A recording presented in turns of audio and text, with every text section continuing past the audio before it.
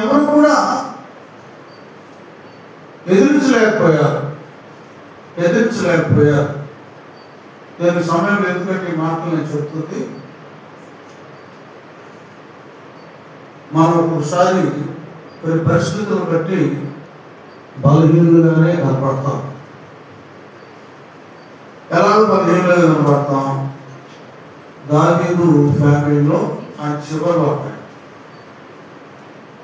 వాడంటే ఇక్కడ జరుగుతుంది ఏంటంటే, వాళ్ళ నాన్నగారు కానీ వాళ్ళ అన్నలు కానీ ఆయన ఉన్నతమైన స్థితిని, స్థానాన్ని ఇవ్వలేదు.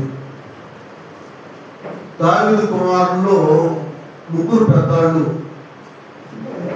సైనికులు చేరారు. వాళ్ళు సోల్జర్గా ఉన్నారు. వాళ్ళు 3 సోల్జర్స్. సైనికులు అంటే గొప్ప ఘనత కదా, ఒక ఉన్నత స్థానం వాళ్ళు సంపాదించుకున్నారు. ఇంకా మిగతా వారు ఆ పనులు చేస్తున్నారు. చివరోడు కాబట్టి వీడు ఏముందలే ఎక్కడెక్కడ గొర్రెలు కాసుకుంటూ ఉంటాడు, ఈ చిన్న మందను వాడికి అప్పగించేద్దాం దావీదుకి అని వాళ్ళ నాన్నతో సహా వాళ్ళ అన్నలు అందరూ ఆ పని కట్టబెట్టారు. నేను ఎందుకు చెప్తున్నానంటే, ఒకవేళ ఇతరులు మనం చిన్న చూపు చూసినా, తక్కువగా అంచనా వేసినా, మన ఎడల దేవుని ప్రణాళిక ఒకటి ఉంటుంది. మనం ఊహించి తలంచిన దానికంటే నిన్నైన ఒక స్థితిని, స్థానాన్ని నా కుమార్తెకు నేను ఏర్పాటు చేసి ఉన్నాను. తగిన సమయంలో నేను దాన్ని రిలీజ్ చేస్తాను. టైం ఒకటి ఉంటుంది. నిర్ణయ కాలం అన్నాడే అపరాంతాది. నిర్ణయ కాలం ప్రతి భక్తునికి ఒక హెచ్చించడానికి, దీవించడానికి, ఘనతను అనుగ్రహించడానికి ఒక కాలం ఉంటుంది, గడి ఉంటుంది, టైం. మన వాక్యంలో జీవిస్తున్నప్పుడు ఆ సమయం కొరకు కనిపెట్టే ఓర్పు, సహనాన్ని దేవుడే, పరిశుద్ధాత్మ దేవుడే మనకి అనుగ్రహిస్తాడు.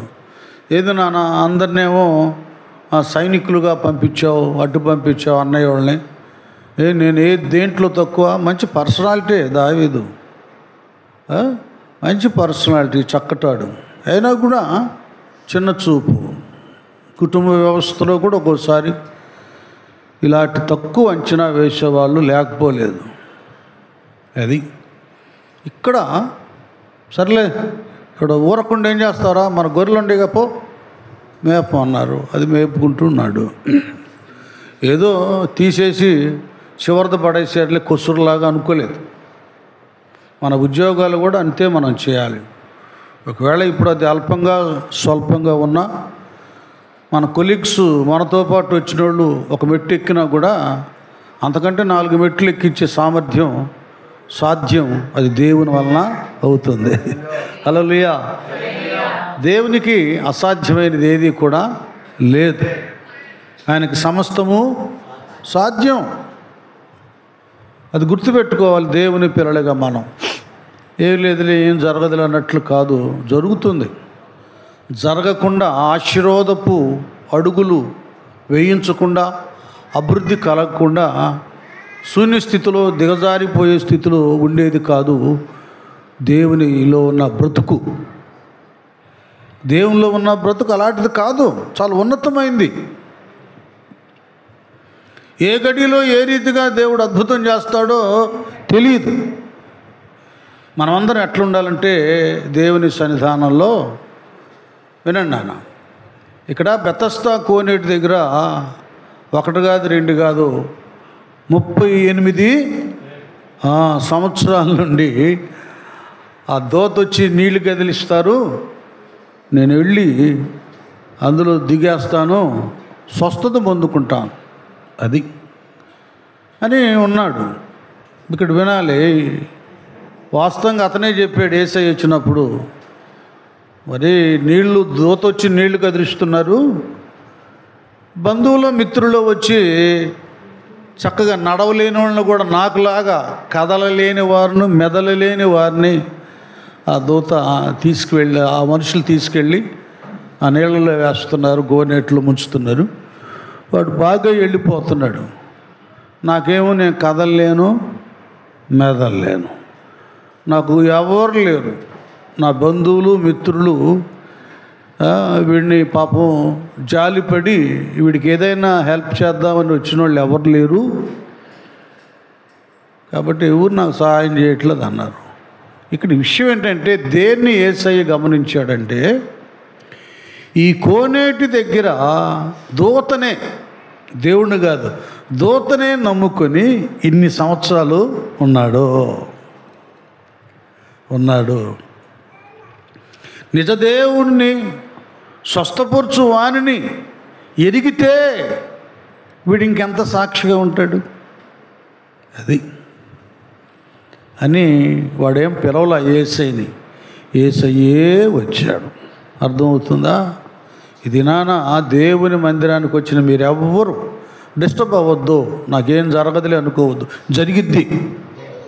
అది నేను చెప్పేది, అనుభవంతో చెప్పేది జరిగింది. నేను చెప్తే అప్పుడప్పుడు సాక్ష్యం. నేను 9th 10th చదివేటప్పుడే ప్రభు పాదాల దగ్గర ఉన్నాను. 1976లోనే నేను రక్షించబడ్డాను. 84లో సేవకు వచ్చాను. ఇన్ని సంవత్సరాలు ఏమి లేని శూన్య స్థితిలో ఉన్న నేను దేవుడు పాదాల దగ్గర పడ్డా, ఇంకంతే. దేవుని పాదాల దగ్గర ఉన్నాను. దేవుడు నాకు అన్యాయం చేయలేదు, పడుకుంటానికి చాపలేదు. ఏమండి, ఏ విధమైన ఘనత ఆధిక్యత ధనం లేదు. ఈ దినాన దేవుడు ఒక ఉన్నతమైన స్థానాన్ని కలుగా చేశాడు. చూడండి, దేవుని నమ్ముకుంటే ఎవ్వరు కూడా వ్యర్థులు కారు. హల్లెలూయా, హల్లెలూయా.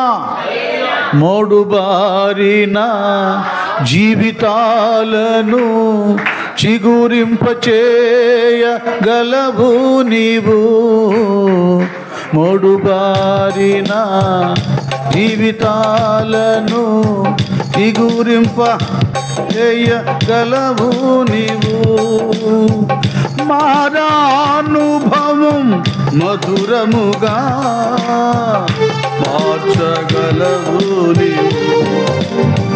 మారానుభవం మధురముగా మార్చగలవు నీవు. మహోన్నతుడా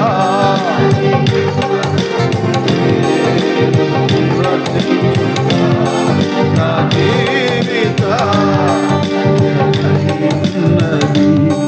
మహోన్నతుడా నిల్చుట, మహోన్నతుడా నేను నివసించుట, నా జీవిత ధన్యతయున్నది, నా జీవిత ధన్యతయున్నది. హల్లెలూయా, హల్లెలూయా. అది దైవ సన్నిధిలో ఉన్న గొప్ప పెన్నిది భాగ్యం ఏంటంటే దేవుడు మన హృదయాంతరంగంలో ఉన్న ఆశను, విశ్వాసతను ఆయన చూస్తాడు.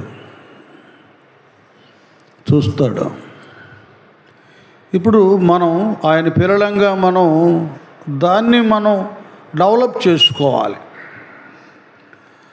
అట్టి నమ్మకాన్ని, విశ్వాసతను మన హృదయాంతరంగంలో స్థిరపరుచుకోవాలి. దావీదు గారి జీవితంలో కూడా అమ్మ దగ్గర నేర్చుకున్నాడు ధర్మశాస్త్రాన్ని.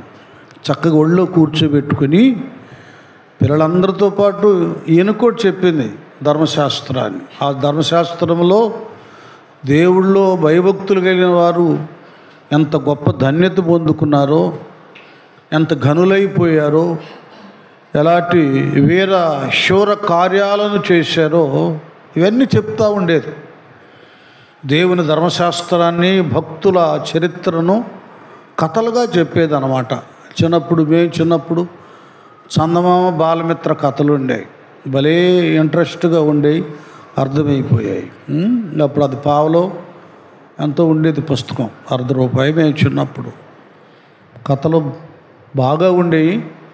ఆ కథలు మోరల్ నీతి కూడా ఉండేది అందులో. ఇప్పుడేమో వీళ్ళు మనం చూసాక కూకట్పల్లి ఆ పిల్లాడు వాడు 10th క్లాస్ చదివాడు, 10 సంవత్సరాల అమ్మాయిని చంపేశాడు. ఎందుకు చంపాడంటే వాడు చూసే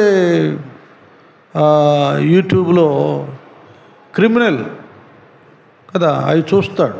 క్రిమినల్ కథలు ఎక్కడ మరి ఎవడు ఏ నేరాలు ఘోరాలు చేశాడో, ఏ రకంగా చేశాడో, ఏ ప్లాన్తో చంపాడో, ఎట్లా తప్పించుకున్నాడో కదా.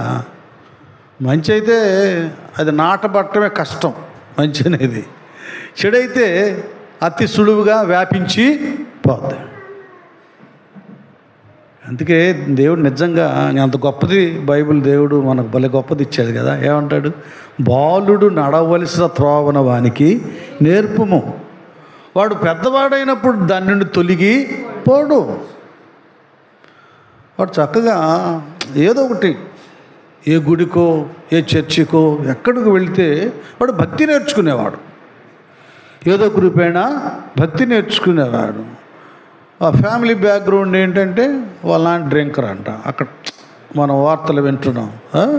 ఇంకా ఏదైతే అట్లాగుంటుందంట. అంటే తండ్రి ఏది చేయుట కుమారుడు చూచునో కుమారుడు కూడా అదే చేస్తాడు.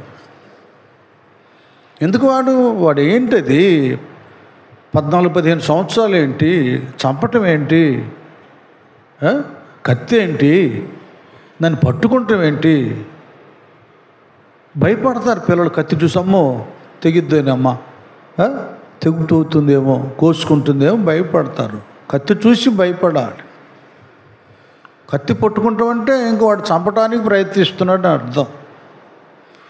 కత్తి కాకుండా కనికరాన్ని పొందుకోవాలంటే దేవుని మాటలు వినాలి. అది వాడే చూసేవాడంట.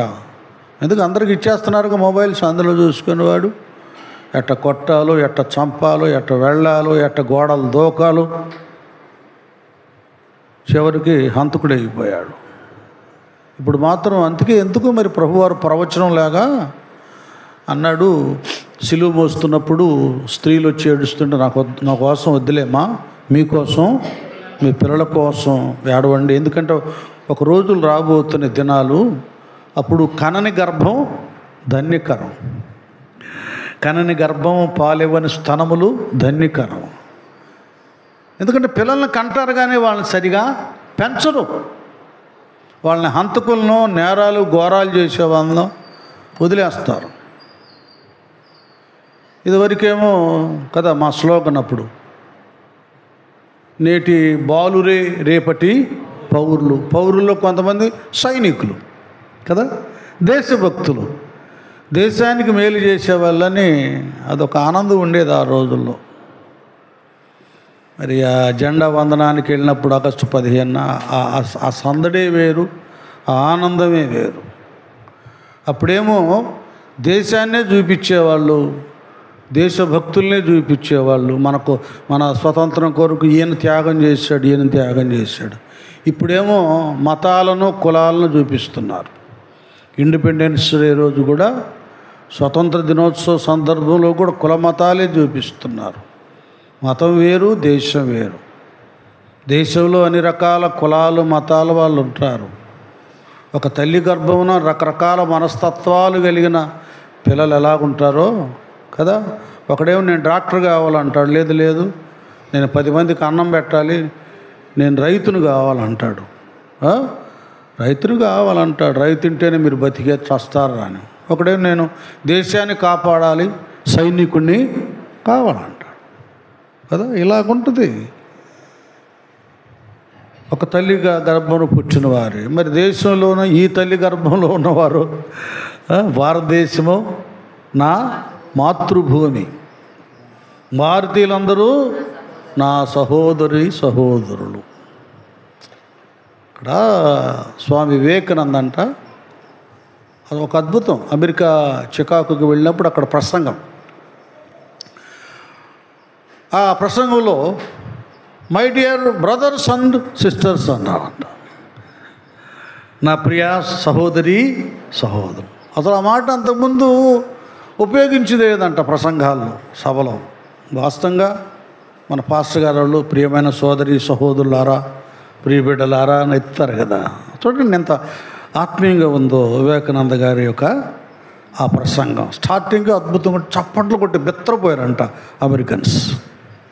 అది ఈ రీతిగా మన దేశానికి పేరు ప్రఖ్యాతులు తేవాలి, కానీ లింకులు పెట్టి పులలు పెట్టి కులమని మతమని వాడు ఎక్కువ అని ఇటు తక్కువ అని చివరికి ఐక్యత లేకుండా దేశాన్ని పతనం చేస్తున్నారు.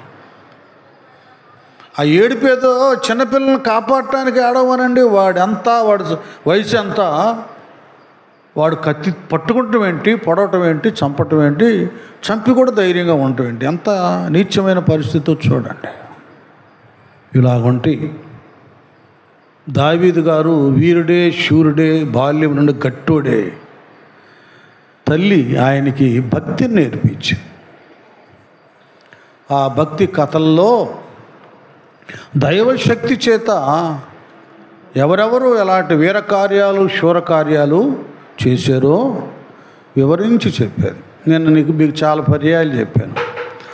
వాటిలో గట్టిగా నాటుకుపోయింది ఏంటంటే శాంసోను సింహాన్ని చీల్చివేయటం కదా. దావీదు గొర్రెలు కాస్తున్నప్పుడు ఒక గొర్రె పిల్లని ఒక సింహం నోట కరుచుకొని వెళ్ళినప్పుడు పరిగెత్తుకుంటూ వెళ్ళి అది బెత్తరపోయిందండి. ఒక పాస్టర్ గారు వాళ్ళు చెప్తాడు ప్రసంగంలో, ఈడెవడు రా బొడ్డోడు, నేను అవును గాండిస్తేనే గుండెకు చేస్తారు, అంత దూరం నన్ను చూస్తేనే, వీడేంటి నాయంట పడుతున్నాడు. గట్టిగా చప్పలు కొట్టండి. అది దేవునిలో ఉంటే ఈ శక్తి ఆయన భక్తులకు వస్తుంది. ఇంకంతే. వాడొకడు ఉన్నాడుగా, మనకొక సింహం ఉందిగా. ఏందది? ఏ సింహం? వాడొకడు ఉన్నాడుగా దుష్టుడు. ఏ సింహం అది? గర్జించు సింహం. వాడేం చేస్తాడు? ఎవడిని మృంగుదామని వాడు గర్జించు సింహం వల్లే కాచుకొని ఉంటాడు. వాడు గర్జింపును నువ్వు మూయాలంటే వాడి నోరుని పరిగెత్తాలి, వాడిని పరిగెత్తి తరమాలి. నీకు నువ్వుగా తరమలేవు, పరిగెత్తలేవు. కానీ దావీదు భక్తుని వలె యెహోవా ధర్మశాస్త్రమునందు ఆనందించుచు దీవారాత్రములు దాన్ని ధ్యానించువాడు ధన్యుడు. హల్లెలూయా. అది వాక్యంలో బ్రతికితే దాన్ని తరుముతాం. వాక్య శక్తే మనకు ప్రభావం ఇస్తుంది కనుక వాడు దుష్టుడగు గర్జించు సింహాన్ని మనం హతమార్చగలము. మరి ఇంటేనేగా సరిగా వాక్యాన్ని కనుగొంటేనేగా, వాక్యాన్ని ధ్యానం చేస్తేనేగా. అమ్మ ధర్మశాస్త్రంతో పాటు దావీదు గారి తల్లి ధర్మశాస్త్రాన్ని అనుసరించిన భక్తులు ఎలాంటి జయాన్ని పొందుకున్నారో, ఎలాగూ క్రూర మృగాల్ని కదా వేటాడి సంహరించారో ఇవన్నీ కథలుగా చెప్తా ఉంటే చక్కగా ఆలకించాడు. ఒక టైం వచ్చింది, గొర్రెలు కాస్తున్నప్పుడు ఒక సింహం వచ్చి తన గొర్రె పిల్లను, గొర్రె మందల్లో ఒక పిల్లని తీసుకొని నోటు గరుచుకుని వెళ్తుంది. పరిగెత్తాడు దాని అంట. చెప్పానుగా, సింహంకే దడ పుట్టింది. వీడెవడరా బాబోయ్ పిడుగులాగున్నాడు అనుకున్నాం. కనుక భక్తులు అలాగూ తయారవ్వాలి. ఒక్కసారి నిన్ను టచ్ చేస్తే ఇంకెప్పుడు టచ్ చేయకూడదు. టచ్ చేసిన వెంటనే ఏం చేస్తావు? నువ్వు ఒంటరి అయితే ఏకాంత ప్రార్థన చేసుకుంటావు మోకరించి. నువ్వు జంట అయితే నీవు నీ భార్య లేక నీవు నీ భర్త కలిసి యుద్ధం చేస్తారు వాడి మీద. దేవుని వాక్యాధారంగా నేను చెప్పేది ఏంటంటే, రక్షణ పొందుకున్న కుటుంబాలు భార్య భర్తలు రక్షించబడ్డారనుకోండి, మీరు వీరుల్లాగా నిలబడాలి. ఇంకంతే. ఆత్మీయ వీరత్వం శివరత్వం మీలో కనబడాలి.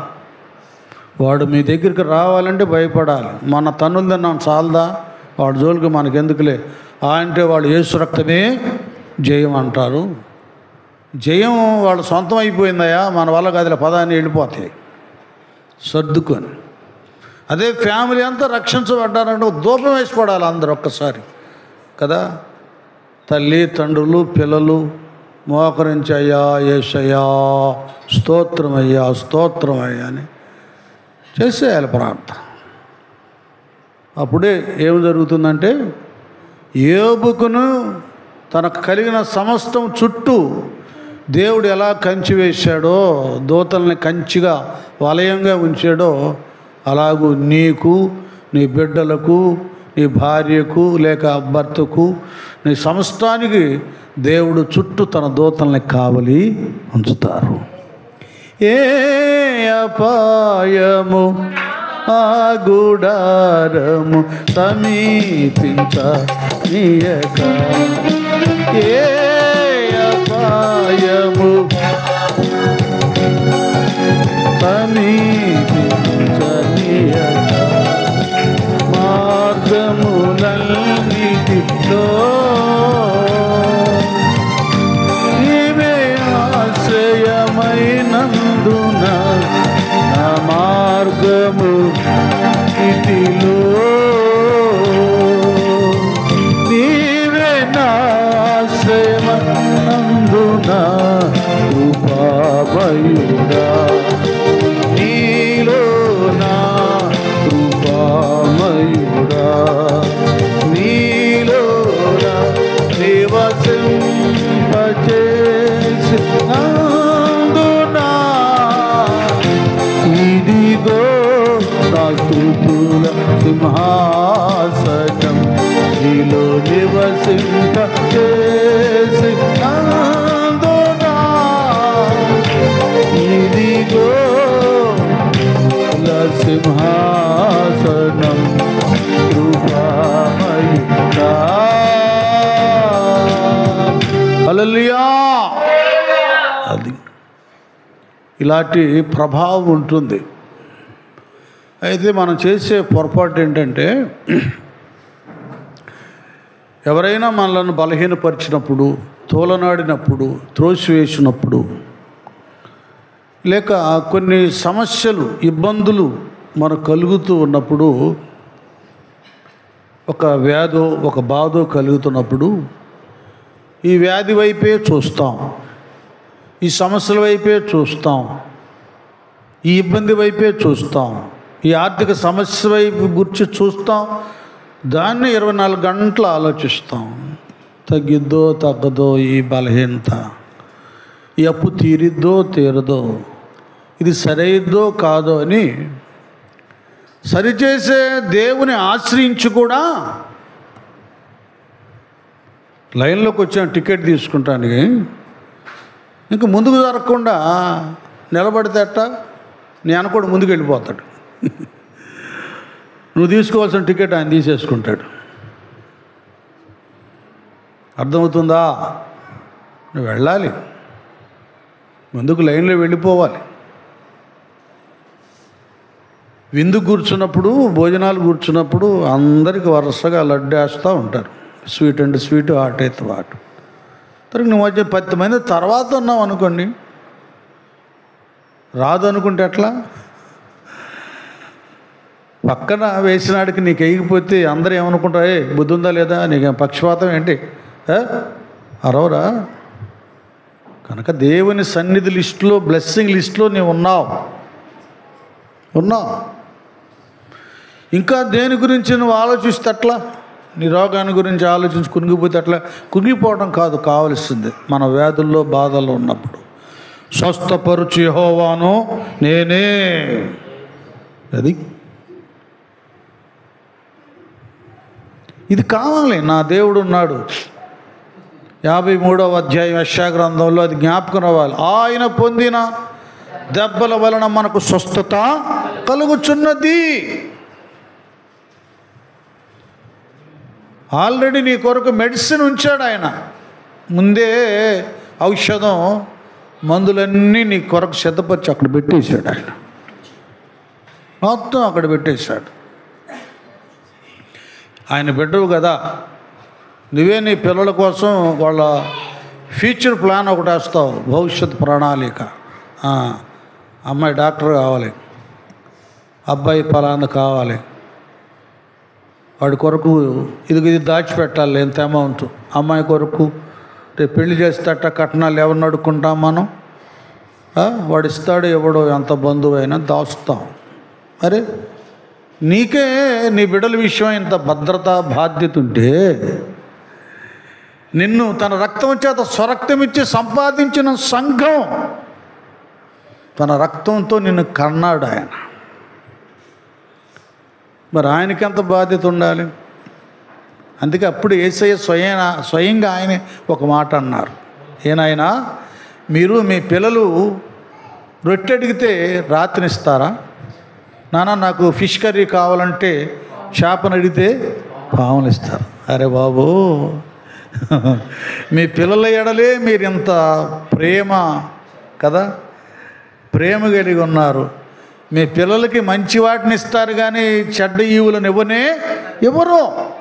మరి పరలోకమందున్న మీ తండ్రి వారికంటే మిక్కిలి శ్రేష్ఠుడు కదా, ఎక్కువ ప్రేమిస్తున్నాడు కదా పరమందున్న తండ్రి. ఇది మనం ఈ లైన్లోకి వెళ్ళాలి. దేవుని పిల్లలంగా మనం ఇంకా దేవుడి దగ్గరికి వచ్చి కూడా వాడు 38 సంవత్సరాల నుంచి అక్కడ పడ్డట్టు ఉండకూడదు. ఒక నిరీక్షణ మనకు ఉండాలి. నా దేవుడు నన్ను తప్పక స్వస్థపరుస్తాడు. నేను లేచి నిలిచి నడిచి ఆత్మతో గంతులు వేసి సాక్ష్యం ఇస్తాను. హల్లెలూయా. అది నా కురుగుబాటు ఉండదు, నా ఆర్థిక సమస్యలు ఉండవు, నా కుటుంబ కలహాలు ఉండవు. ఉన్నతమైన ఐక్యతతో మేము అకుల్లా ప్రిస్కిలాగా నా సంఘంలో కనపడతాం. నాన్న, ఇవి మనం ఈ విజన్ కట్టుకోవాలి, ఈ దర్శనం మనం నిర్మించుకోవాలి. మన ముఖ్యమంత్రి గారు అన్నట్లుగా ఒక దర్శనం, ఒక విజన్ అని, స్పిరిచువాలిటీ మనకు అన్నీ అనుగ్రహించే ఒక ఆయన ఉన్నాడు. నువ్వు ఏ ప్రణాళిక వేసుకుంటే, ఏ రూపుదిద్దుకుంటే, ఏ దర్శనం నీ తలంపుల్లోకి వస్తే వాటిని నెరవేర్చడానికి నీ విశ్వాసతను బట్టి, యథార్థతను బట్టి ఆయన తప్పక గొప్ప కార్యం చేస్తాడు. నమ్మితే చప్పట్లు కొడదాం. దేవునికి స్తోత్రం. ఇలాగుంటే పరిస్థితులు దేవుని దగ్గర. దావీదు ఎందుకు అంత గొప్ప దృఢమైనటువంటి పట్టుదల, విశ్వాసత ఆయన కలిగిందంటే, ఇంట్లో మమ్మీ అమ్మ ఎందుకంటే ఆ సందర్భాలు కీర్తనలు అంటాడు, అయ్యా నేను నీ దాసురాలిని, నీ సేవకురాలి కుమారుణ్ణి అంటాడు. ఎంత ధన్యత పొందుకున్నాను నా తల్లి. అది మనల్ని బట్టి మన పిల్లలు ఒక ఘనమైన స్థానానికి రావాలి. అది నీ చేతిలో ఉంది. ఈ అంత్య దినాల్లో నేను చెప్తున్నాను, పిల్లల్ని మీరు బాగా కంట్రోల్లో పెట్టుకోండి. వాక్యపు కంట్రోల్లో ఉంచండి, వాళ్ళని ప్రార్థనలో ఉంచండి, వాళ్ళని వాక్యంలో నడిపించండి, వాళ్ళకి చక్కటి పాటలు నేర్పించండి, ఆరాధన నేర్పించండి కదా. బాల్య దినాల్లోనే సృష్టికర్తను స్మరణకు తెచ్చుకొని రాయబడం. బాల్య దినాల్లోనే సినిమాలు, సీరియళ్ళు, ఫోన్లు చేతులకి ఇచ్చి మీరు కూడా రేపు దేవుడి దగ్గర లెక్క అప్పగించాలి. ఇచ్చినందుకు నువ్వు కూడా అప్పగించాలి. ఒక్కడ కొట్టేసేయండి, ఇంకంతే, ఏం పర్లేదు. సామెతల్లో ఉంది, ఎవరైతే బెత్తం ఆడించరో ఏమవుతారు పిల్లలు? వాళ్ళకి శత్రువులు అవుతారు. అవన్నీ ఏదైనా అది ఫెయిల్ అవ్వచ్చు, కానీ దేవుని వాక్యం వ్యర్థం కానీ కాదు, అది నెరవేరుతాయి ఇంకంతే. వాళ్ళు చేస్తే వాళ్ళు గొప్పోళ్ళు అవుతారండి. 2 రకాలుగా. దావీదు గొప్పోడయ్యాడు. వాడు చంపినోడులాగా కాకుండా కూకట్పల్లిలో చాలా గొప్పోడయ్యాడు భక్తిలో. ఇక్కడ చూడండి ఎంత డిఫరెన్స్ కనపడుతుందో. ఒక ధైర్యం అనేది, ఒక తెగింపు అనేది మంచి పనులు చేయటానికి కదా, గొప్ప పనులు చేయటానికి, త్యాగపూరితమైన పనులు చేయటానికి ఈ తెగింపు రావాలి. మహా సైన్యాధిపతులు, సైనికులు గొలియాతును ఎదురు వెళ్ళటానికి భయపడితే అందరిని అడుగుతున్నాడు.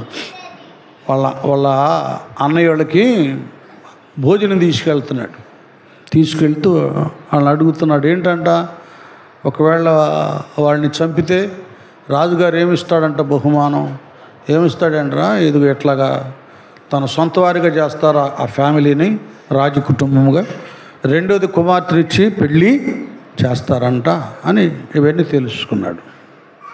ఇంకన్నలేమో ఏందిరా ఎందుకు వచ్చారో నువ్వు, ఆ చిన్న మందని ఎక్కడో వదిలిపెట్టి వచ్చావు, గొర్రెల మందనే అని ఆయన తిట్టేస్తున్నారు.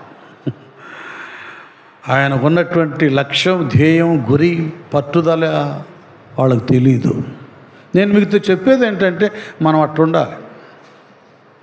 జనాల దృష్టికి వెర్రులంగా ఉండాలి, దేవుని దృష్టికి ఇష్టలుగా ఉండాలి. హల్లెలూయా. అర్థమవుతుందా? జనాల దృష్టికి ఎట్లా ఉండాలి? వెర్రోళ్ళంగా ఉండాలి. దేవుని దృష్టికి ఇష్టలుగా ఉండాలి. దావీదు దేవుని హృదయానుసారుడు. అది దావీదు నా హృదయానుసారుడు అంటున్నాడు. ఈ దినాల్లో మనం దేవుని దగ్గర సంపాదించవలసింది దేవుని హృదయంలో స్థానం, మన హృదయంలో దేవుడు.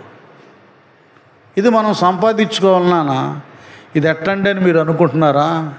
ఇది నేను చెప్తే మీకు అర్థమయ్యేది కాదు. మీరు దగ్గరుంటే, మీరు దేవునికి, ప్రార్థనకి, వాక్యానికి దగ్గరుంటే అసలు నేను చెప్పే వివరణ కంటే ఆయనలో మనం చేరుగా ఉంటే ఇంకా బాగా అర్థమైపోతుంది. చాలా అర్థమైపోయి మాకే చెబుతారు మీరు వచ్చి పాస్టమ్మ గారికి, దేవుడు ఇలా చెప్పాడండి, ఈ కళ వచ్చిందండి, ఈ దర్శనం వచ్చిందండి. అది భక్తిలో ఎదుగుదలంటే. ఇక్కడేమో అన్నలు తిట్టారు కదండి దావీదుని. దావీదు ఏం చేశాడు? వాళ్ళకి సైనికులు చెప్పాడు, నేను వాడిని కొట్టేస్తానండి అన్నాడు. సైనికుల్ని ఆడెత్తంట 6 మూరల జానుడు గొల్లియాతు, 6 మూరల జానుడు. ఈయన చిన్నాడు దావీదు. నేను కొట్టేస్తా, నేను చంపేస్తానంటే వీళ్ళు బెత్తరపోయారు. సరే ఇవన్నీ మనకెందుకులే, వాడు కొట్టేది చంపేది తర్వాత సంగతి, ఈ సంగతి ఏదో మనం రాజుగారికి చెప్పేద్దాం. అది నిజమో అబద్ధమో తర్వాత వీడు తీసుకెళ్ళి అక్కడ ఇరికిచ్చేద్దాం అనుకున్నారు. అది అందరికీ దేవుడు మన పక్షంగా కార్యం చేయబోతుండగా అందరికీ తక్కువగా, వెర్రివాళ్ళంగా, ఎగతాళిగా ఉంటాం. ఏంది ప్రార్థనకి వెళ్తున్నాడా? అబ్బో ఈ రావాలి, యేసు రక్తమే అది వెళ్తున్నాడా? సరే చూద్దాంలే. ఇప్పుడు వస్తున్నాయి అవి, రేపు అదే నోటితో ఏందిరా ఎట్టాగైంది. అసలు మనం అనుకున్నాం అట్లా. ఎవరు ఎగతాళి చేశారో, ఏ కన్నులు, ఏ ముఖము నవ్వి అపహసించారో ఆ కళ్ళల్లోనే ఆశ్చర్యతను దేవుడు కలుగా చేస్తాడు. స్తోత్రం, హల్లెలూయా. ఆ కళల్లోనే దేవుడు ఆశ్చర్యతను కలుగా చేస్తాడు. అది దేవుల్లో ఉన్నటువంటి గొప్ప శక్తి. వెళ్ళిపోయాడు దావీదు, రాజు దగ్గర తీసుకెళ్ళిపోయారు దావీదు గారిని. నువ్వా యెషయా కుమారుడు? ఏంటి అబ్బాయి, ఏంటి సంగతులు? ఏం లేదండి, నేను గొలియాతును చంపేస్తానన్నాడు. అదేంట్రా పిల్లాడా, వాడు మామూలుడు అనుకున్నావా? వాడు బాల్యం నుండి అన్ని విద్యలలో, విలువిద్యలో అన్నిట్లో కూడా గొప్ప నైపుణ్యతను సంపాదించుకున్న సామర్థ్యం గలవాడు. వాడు ఎత్తు చూసావా? వాడు పర్సనాలిటీ చూసావా? వాడు చూస్తే గుండెకు చేస్తారా బాబు? లేదండి, నేను మా నాన్న నాకు కొద్దిగా ఒక 50 గొర్రెలు ఎన్నో ఇచ్చేసాడు, వాటిని కాయరా అన్నాడు. నేను కాస్తున్నాను. ఒకరోజేమో ఆ గొర్రె పిల్లని సింహం వచ్చి నోటితో అట్లా కలుచుకొని వెళ్ళిపోతుందండి. పరిగెత్తుకుంటూ వెళ్ళిపోయి దాని మీద పడి ఆ నోరు ఇలాగు చీల్చేసి నోట్లో ఉన్న గొర్రె పిల్లని రక్షించా. హల్లెలూయా, గట్టిగా హల్లెలూయా. అది మీరు ఆలోచించండి విషయాలు. ఇవి మన హృదిలోకి రావాలి. మన కష్టాలు కాదు వచ్చేది, మన రోగాలు కాదు. దేవుని అద్భుత ఆశ్చర్య వీర శూర కార్యాలు రావాలి. అప్పుడు మనకు స్వస్థత కలిగింది, అప్పుడు మన సమస్యలు తీరుతాయి, అప్పుడు మన ప్రార్థనకి పట్టు దొరికింది. ఇవేమి లేకుండా అమ్మా ఈ బాధ, అయ్యో వచ్చారు అప్పులోళ్ళు అని ఈ డోర్ నుంచి వెళ్ళిపోవడం కాదు. అది లోకస్తులకు తగును, నీకు తగదు. బుద్ధి జ్ఞానముల సర్వ సంపదలు కలిగినటువంటి దేవుడు మన పక్షంగా ఉన్నాడు. అడుగుడు మీకు ఇవ్వబడి అన్నాడు. ఇచ్చా ఆయన నీకు ఉన్నాడు, నీకెందుకు భయం? చెప్పు, ఇస్తాడు ఆయన. నీ సమస్యలన్నీ కూడా చక్కపరచబడతాయి. నీకు గొప్ప మేలే దేవుడు కలుగా చేస్తాడు. చింతించవలసిన పని లేనే లేదో. సింహాన్ని చీల్చి అవతల పడేశాడు, తన గొర్రె పిల్లను రక్షించుకున్నాడు. అలాగే దావీదు లాంటి విశ్వాసత, వాక్య ధ్యానము, ప్రార్థనా బలం నాలో నీలో ఉంటే ఎన్ని సమస్యలనైనా, ఇబ్బందులనైనా, వ్యాధులనైనా, బాధలైనా చీల్చి చెండాడగలవు. హల్లెలూయా, గట్టిగా చెప్పబడదాం. ఇది కొద్దిగా నేర్చుకోండి. ఇక్కడేమీ కనబడవు, వినబడతాయి. వినబడే దాంట్లో అద్భుతం ఉంటుంది, దాన్ని ఆస్వాదించాలి మనం. ఇప్పుడు నేను చెప్పే సంఘటనలన్నీ కూడా ఒక రూపంగా మీలోకి రావాలి. అప్పుడే మీరు దేన్నైనా జయించగలరు. అది అక్షరంగా పదాలుగా మీరు వినడం మాత్రమే కాదు, అది ఆత్మరూపం దాల్చాలి. అప్పుడు అది మనలో విశ్వాసతను కలుగా చేస్తుంది. ఆ రూపం వాక్యం, అది ఆ రూపం దాల్చకపోతే ఏదో ప్రసంగం చేశాడు పాస్టర్ గారు అన్నట్లుగా ఉంటుంది, కానీ దేవుడు మాట్లాడాడు అన్నట్లుగా ఉండదు. స్వయంగా ఆయనే అన్నాడు, మాట్లాడున్నది మీరు కాదు కానీ మీ తండ్రి ఆత్మ మీలో నుండి మాట్లాడు. బోధకుల్లో నుండి కూడా దేవుడు మాట్లాడతాడు. అది మాటను వాడిని స్వీకరించాలి, సేకరించాలి, హృదిలో భద్రపరుచుకోవాలి. అప్పుడు అద్భుతాన్ని మనం చూస్తాం. ఇలా చెప్పేశాడు సౌలు గారి దగ్గర. చెప్తే ఆయన బెత్తరపోయాడు. ఎందుకంటే అది నిజం కాబట్టి ఆయన నమ్మాడు. నమ్మటానికి కూడా ఇంకో కారణం ఉంది. ఆయన మొదట ఆత్మ కలిగిన వాడే సౌలు రాజు, ప్రవక్తల మధ్యలో ఉండి ప్రవచించిన వాడు. ఆత్మ ఆయనలో ఉంది కనుక ఇది నిజమే అని అర్థం చేసుకున్నాడు. నిజమే అని అర్థం చేసుకొని, సరే నాన్న వెళ్ళని ఏవేవి ఇచ్చాడు, కానీ ఆ కత్తులు, కటారాలు, కవచాలు అవేవి కూడా ఆయన సెట్ కాలేదు. ఆయన మామూలుగా వెళ్ళాడండి. ఇక్కడ వినాలి, ఇవన్నీ మీరు కొద్దిగా వినాలి. నేను రెఫరెన్స్ లైన్ చూయించను, చక్కగా మీకు అర్థమయ్యేటట్టుగా చెప్పి ముగిస్తా. అది విసుకో కూడా ఉండదు. వెళ్ళటం మామూలుగా యుద్ధం చేయడానికి వెళ్ళేవాడు కారగా అక్కడికి వెళ్తాడు. యుద్ధ ఆయుధాలు ఎక్కడ ఉన్నాయో అక్కడికి వెళ్ళి తీసుకుంటారు. ఆ కత్తులు, కటారాలు ఏవేవో తీసుకుంటారు, ఈటులు, బళ్ళాలు, బాణాలు. ఈయన ఏటు దగ్గరికి వెళ్ళాడు. ఎక్కడికి వెళ్ళాడు? వేరు దగ్గర ప్రవహిస్తూ ఉంది, ఏరు ప్రవహిస్తుంటుంది, అక్కడికి వెళ్ళాడు. అక్కడికి వెళ్ళి ఆ నీళ్ళలో దిగాడు. నీళ్ళలో దిగి అక్కడ రాళ్ళు ఉంటాయి కదా, ఏట్లో రాళ్ళు ఎలాగెలాగు ఒక్కొక్కటి ఎక్కడ తీశాడు. అంత గరుకులేమి లేదు, కుదుపులేమి లేదు, ఏమి లేదు, నున్నగా ఉంది. ఒక రాయి తీశాడు, సంచులు వేసుకున్నాడు. 2 తీశాడు, 3, 4, 5 ఏటిలో 5 రాళ్లను ఏరుకున్నాడు. ఎన్నో రాళ్ళు ఉన్నాయి, ఈ 5 రాళ్లను ఏరుకున్నాడు. మీరు వినాలి, అర్థం చేసుకోవాలి. ఏరు అనగా దేవుని సంఘం కదా.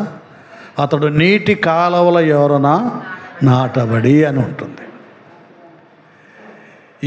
వేరు అనగా దేవుని సంఘం, నీరు అనగా దేవుని వాక్యం. ఒకటి, ఏ ఏటిలో నీరు ప్రవహిస్తుందో, అలాగే ఏ మందిరములో, ఏ సంఘములో వాక్యపు ప్రవాహం ఉంటుందో అది మెయిన్. గుంపు కాదు, జనాలు కాదు, ధనం కాదు. ఇక్కడ మీరు గమనించాలి. చాలామంది ఇప్పుడు అనేకుల్లో దేనికి వీళ్ళు ఆకర్షించబడుతున్నారంటే జనానికి, ధనానికి. అబ్బో ఎన్ని వేల మంది అండి అంటే, వేల మంది, లక్షల మంది ఉంటేనే ఉంటాడు ఆ దేవుడు. ఇలాంటి వెర్రి వాళ్ళు ఉంటారని ఆనాడే దేవుడు అన్నాడు, ఎక్కడైతే 2-3 నా నామమున అది కూడి ఉందురో, ఎక్కడైతే 2-3 నా నామమున కూడి ఉందరో వారి మధ్య నేనుంటాను. అర్థమవుతుందా?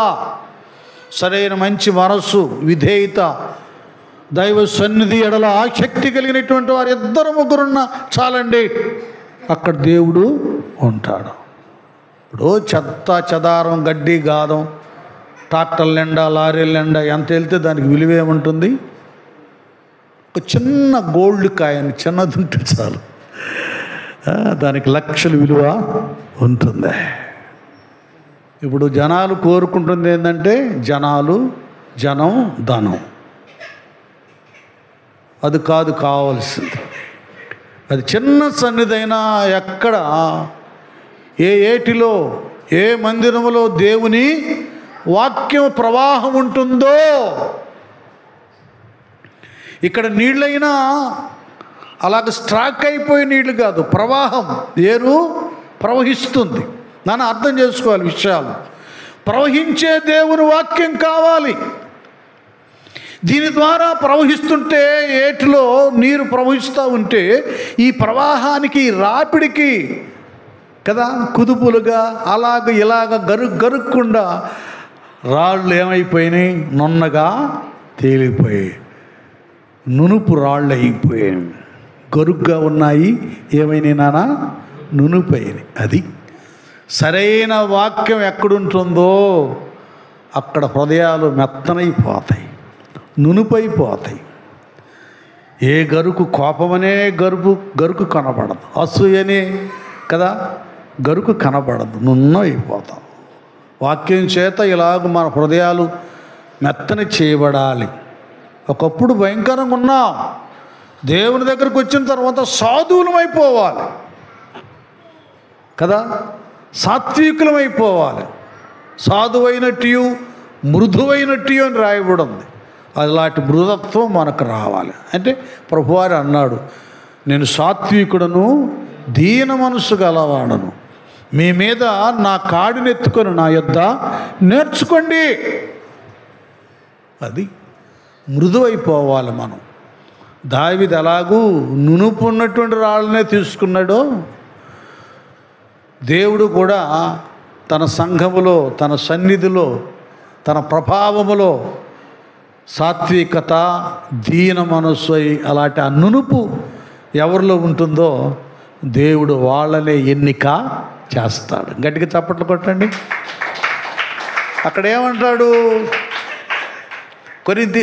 పేతురు రాసిన మొదటి పత్రిక 5లో ఏమంటాడంటే, ఆయన అహంకారులను ఎదిరించి దీనులకు తన కృపను, అది దేవుని స్తోత్రం, హల్లెలూయా, దీనులకు అండాయనే, భక్తిహీనుల కూల్చును, దీనులకు అండాయనే,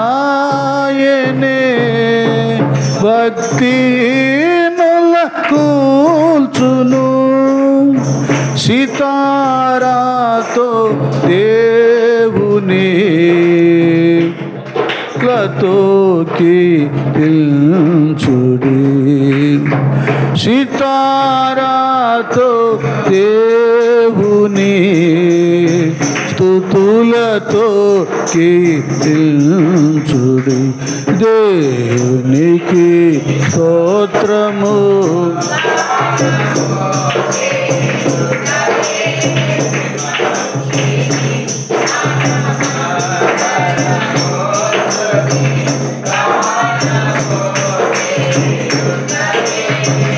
మంచిది, స్తోత్రం, హల్లెలూయా, హల్లెలూయా.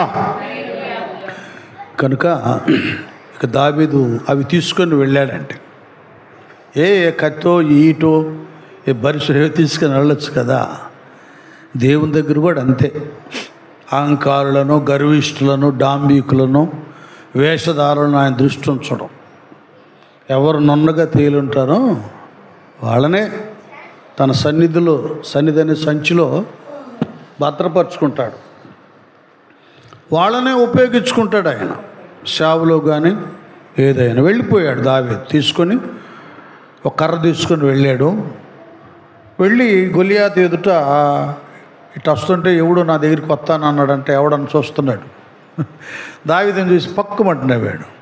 ఏందిరా కుక్కను కొట్టడానికి వచ్చినట్టు కర్ర తీసుకొని నా దగ్గరికి వస్తావో. రకరకాలుగా దూషించాడు, ఏవేవో చేశాడు. అవేం పట్టించుకోవాలి. ఒకే మాట అన్నాడు. చెప్పండి ఏమన్నాడు దావీదు? గట్టిగా యుద్ధము. చెప్పండి ఆ మాట చెప్పండి అర్రా. యుద్ధము. నేను ఎందుకు చెప్పిస్తున్నానంటే అది మన హృదిలో నుంచి రావాలి. అప్పుడు దేవుడు నీ పక్షంగా యుద్ధం చేస్తాడు. ఫాలో అయితే మెసేజ్ని మీరు అంటా టక్ పని. ఏమన్నాడు మళ్ళీ చెప్పండి? అది గుర్తుపెట్టుకోండి. మనం ఏం చేస్తాం? ఏం చేయలేం. ఒకళ్ళేమో ఆర్థిక సమస్యలతో నలిగిపోయాం, కుటుంబ వ్యవస్థలో నలిగిపోయాం, అనారోగ్య పరిస్థితులు నలిగిపోయాం, రకరకాలుగా నలిగిపోయి ఉన్నాం. మనమే యుద్ధం చేస్తాం? మన మనసు అలాగైపోయింది. కనుక ఆయనకు వదిలేసేయాలి. నా వల్ల కాదయా, యుద్ధము నీదే, నీదేనాయన యేసయ్య యుద్ధం, నేనేం చేయలేను, ఓకే అని అన్నాడు. ఒక్క మాట అన్నాడండి, అక్కడే పవర్ వచ్చేసి. అంటే పూర్తిగా దేవుని మీదే ఆధారపడ్డాడు. ఈ అనుభవానికి మనందరం రావాలి.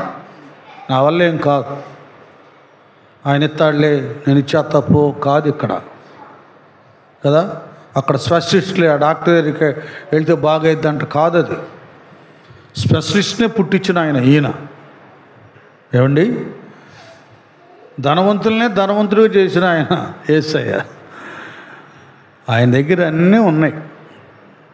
ఇది ఉంది అది లేదనేది కాదు, అన్నీ సకల సమృద్ధి ఆయన దగ్గర ఉంది. అన్నీ తీసుకోవచ్చు. లోకంలో ఒక సామెత ఉంటుంది, నేను అప్పుడప్పుడు చెప్తా ఉంటా. అంగట్లో అన్నీ ఉన్నాయంట కానీ అల్లుడి నోట్లో శని. అయ్యేం తినలేడు పాపం, మరి ఏ రోగమో మరి. మరి అత్త మామూలు మీద అలిగో లేకపోతే ఇంకేమైనా తినకూడనటువంటి అనారోగ్య పరిస్థితి ఏదో ఉంది కానీ తినలేడు. అలాగే మనం కూడా అన్నీ ఉన్నాయి మన ప్రభువు దగ్గర. మన అవిధేయతను పెట్టు, మనకున్న అవిధేయతను బట్టో లేకపోతే అవిశ్వాసాన్ని బట్టో సందేహాన్ని బట్టో మనం అవి పొందుకోలేకపోతున్నాం. వస్తున్నాం, అన్నీ ఉన్నటువంటి సన్నిధికే వస్తున్నాం కానీ దాన్ని తీసుకొని వెళ్ళలేకపోతున్నాం. ఏదో ఉంది బలహీనత, అది సరిచేయబడాలి. నీవు నేను కూడా నన్ను స్వస్థపరచు నా దేవుడే యేసయ్యే ఉన్నాడు, నా సమస్యలు తీర్చువాడు నా ప్రభువు నాకున్నాడు, యుద్ధం యెహోవాదే అన్నట్లుగా ఇలాగ మనం ఈ స్లోగన్, ఈ మాట మన నోట నుండి రావాలి. అది నీ నోటి మాటే ఒక ప్రవచనంగా రూపుదిద్దుకోవాలి. ఇది కావాలి. భక్తి జీవితంలో ఇలాంటి విశ్వాసత పట్టుదల రాకుండా మనం ఏమి చేయలేము. నమ్ముట నీ వలనైతే నమ్మువానికి సమస్తము సాధ్యం.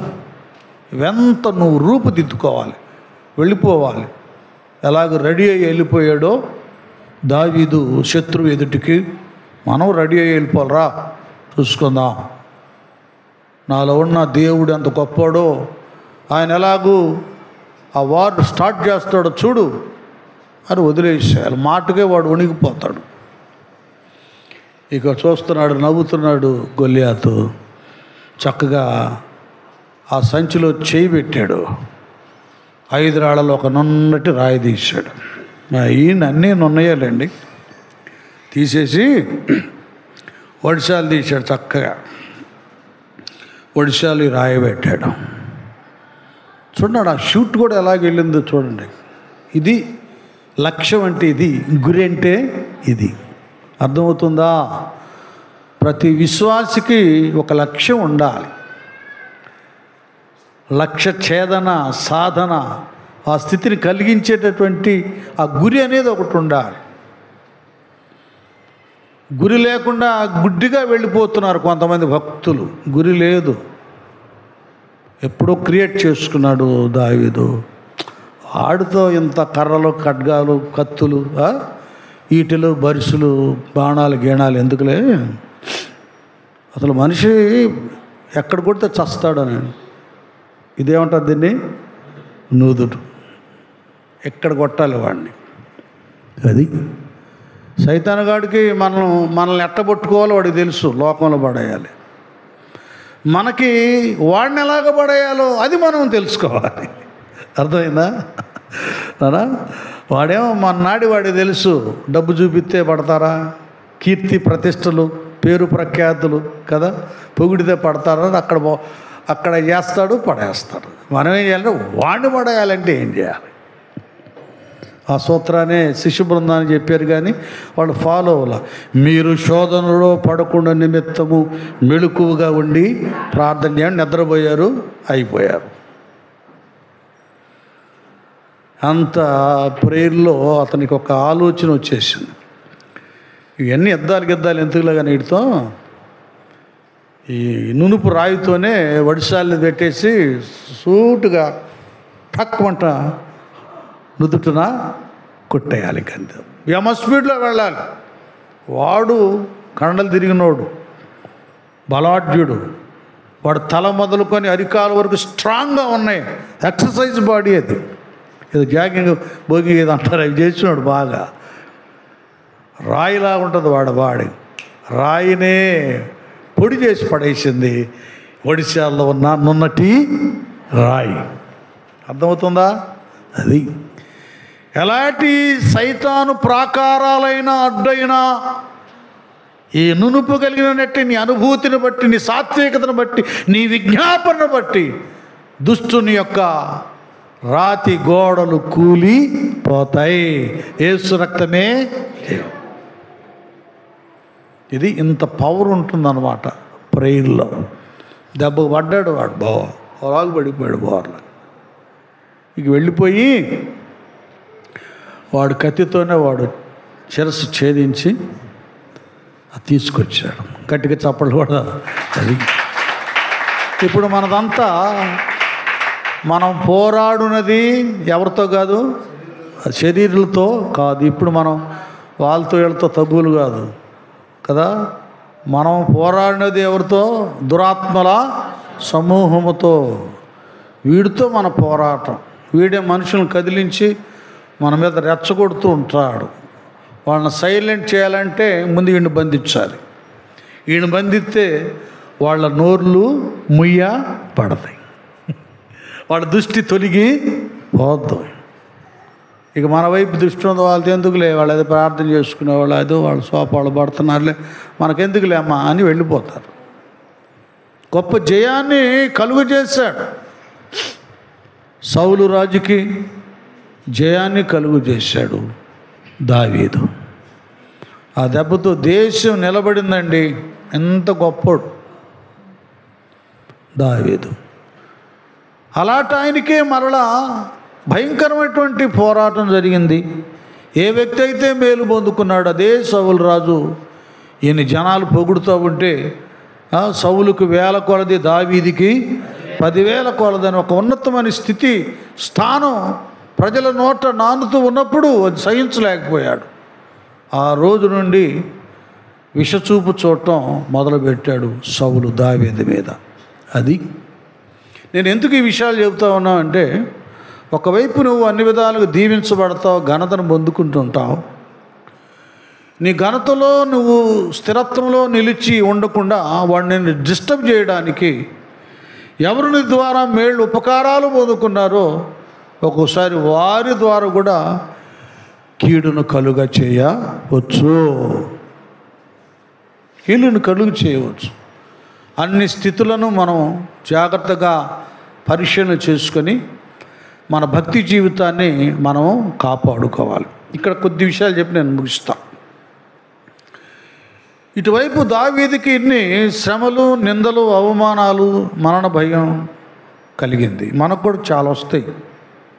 కలిగితే వాస్తవంగా ఆయన ఒక్కడే ప్రార్థనా పరుడు. మామూలుగా ఫ్యామిలీలో కొంత సమయానికి ఏమైపోయిందంటే, దేవుడు దావీదును తన ఆత్మతో అభిషేకించుకొని ఉన్నతమైనటువంటి అద్భుత ఆశ్చర్య వీర శూర కార్యాలు దేవుడు జరిగిస్తూ ఉంటే కొంతమంది ప్రజలకి అర్థమైపోయింది, దావీదు మీద దేవుని యొక్క ఆత్మ ఉంది, దావీదుకు దేవుడు తోడుగా ఉన్నాడు. ఇప్పుడు ఇన్ని కష్టాలు శ్రమలు హింసలు వస్తున్నా రాబోయే దినాల్లో మన దేశానికి దావీదే రాజు అయిపోతాడు, దావీదే దీవించబడతాడని కొద్దిగా దేవుని ఆత్మ కలిగినటువంటి వారు 400 మంది పైగా దావీదుని ఏకీభించారు, ఆయన ఫాలో అయ్యారు. అదోలాం గుహకి వెళ్ళి ఆయన ప్రార్థన చేసుకుంటానికి వెళ్ళినప్పుడు ఆయన దగ్గరికి వచ్చేసారు, దావీదు దగ్గరికి వచ్చారు. దావీదుతో కలిసి దావీదు అన్నాడు, మీరెందుకు నా దగ్గరికి వస్తారు, నా దగ్గర ఏమున్నాయని రాజు దగ్గరికి వెళ్ళండి, ఆయన మీకు ఉద్యోగాలు ఇస్తాడు, అవి ఇస్తాడంటే, లేదయ్యా మేము మీతోనే ఉంటాం. అందరూ ఆల్రెడీ వారు కొంతమంది అప్పులతో ఉన్నారు, కొంతమంది సమస్యలతో ఉన్నారు, కుటుంబ అసమాధాన స్థితిలో ఉన్నారు. వీళ్ళందరూ దావీదు దగ్గరికి వెళ్తే అందరు కలిసి ప్రార్థన చేశారు. జీవము గల దేవుడు తన ఏకాంత ప్రార్థన ప్లస్ 400 మంది పైగా, వారిలో మళ్ళీ ఇదివరకు అన్నలు అరిచేవాళ్ళు ఏంట్రా అని తన కుటుంబ సభ్యులు కూడా ప్రార్థనలో ఏకీభవించారు. అందరూ ఏకీభవించారు. కొంతకాలానికి ఎవరెవరైతే దావీదును చంపాలని ప్రయత్నం చేశారో ఆ సౌలు కుటుంబం అంతా కూడా క్షీణించిపోయింది. దేవుడు దావీదునే ఆ దేశానికి మహారాజుగా చేశాడు. గట్టిగా చప్పట్లు కొట్టండి. ఈ దినాన దేవుడు మనతో చెప్పేది ఏంటంటే, నా కుమారుడా నా కుమార్తె, ఈ స్థితి కాదు, కనబడుతున్న ఈ స్థితి కాదు, దీని వెనక నేను నీకు ఉన్నతమైన స్థానాన్ని, స్థితిని, ఘనతను నేను నీ కొరకు దాచి ఉంచాను కదా. 31 కీర్తన 19 అన్నట్లుగా తన యందు భయభక్తులు గల వారి నిమిత్తము ఆయన దాచి ఉంచిన మేలు ఎంతో గొప్పది. ఆ గొప్ప స్థితిని దేవుడు మీకు ఇవ్వబోతున్నాడు. ఎవ్వరు చింతించొద్దు. ఎంత కష్టమైనా కూడా వీటి వైపు చూడకుండా దేవుడు నీకు ఇవ్వబోతున్నటువంటి ఆ తెరను ఒక్కసారి ఇటు తెరిసే నీ చేతులతో. ఇది కాదు, నువ్వు చూడు నీ మనోనేత్రాలతో ఎలాంటి ఆరోగ్యాన్ని, ఎలాంటి స్థితిని నీకు ఇవ్వబోతున్నాడు, ఎలాంటి ఆత్మీయ స్థానాన్ని నీకు ఇవ్వబోతున్నాడు, ఏ విధంగా సమస్యలు తీర్చి ఒక ఉన్నతమైన స్థితిలో నిన్ను దేవుడు నిలబెట్టబోతున్నాడు. మన దేవుడు గొప్పవాడు. ఆయన మనల్ని తలగా చేస్తాడు కానీ తోకగా చేయడు. కనుక ఈ స్థితిని అంతటిని మనం సంపాదించుకోవాలంటే, దాన్ని భద్రపరుచుకోవాలంటే చెప్పాను కదా, నువ్వు ఒక్క వ్యక్తివే భక్తిలో ఉంటే బాగా ప్రార్థన చేసుకో. మీరిద్దరు దంపతులిద్దరు భక్తి గలవారైతే చేతులు పట్టుకొని ప్రార్థన చేయండి. దంపతులుగా నా అనుభవం నేను చెప్తా ఉన్నాను. కుటుంబంలో ఏడ్చే పరిస్థితి నా ఇంట ఏర్పడిందండి. ఏర్పడినప్పుడు మేము చేసినటువంటిది ఏంటంటే, నేను నా భార్య ఇద్దరం చేతులు పట్టుకొని కన్నీటితో ప్రార్థన చేశాం.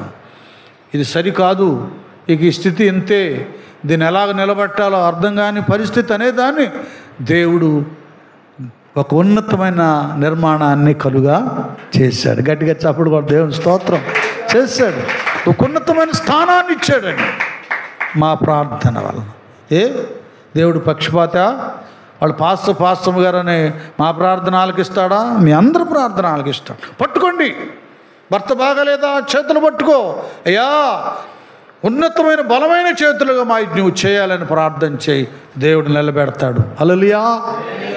అనారోగ్య పరిస్థితి, ఆర్థిక సమస్య, కుటుంబంలో పోరాటాలా, అది ఏదైనా సరే మీరిద్దరూ రక్షించబడితే ప్రార్థన చేయండి. కుటుంబం అంతా రక్షించబడితే ఫ్యామిలీ ప్రేయర్ చేసుకోండి. దేవుడు ఉన్నతంగా చేస్తాడు. సంఘములో ఒక పాత్ర నీదైతే, పెద్దవైతే, ఒక స్థితి ఉంటే సంఘంతో కలిసి ప్రార్థన చేయి. నీ ప్రార్థనే కీడులో నుండి మేలులోకి నిన్ను తీసుకొని వస్తుంది. నీ ప్రార్థనే శ్రమ నుండి మహిమలోనికి నిన్ను నిలబెడుతుంది. అట్టి భాగ్యాన్ని దేవుడు మనకిచ్చి దావీదు వలె తన సన్నిధిలో మనలను నిలబెట్టునుగాక. ఆమేన్.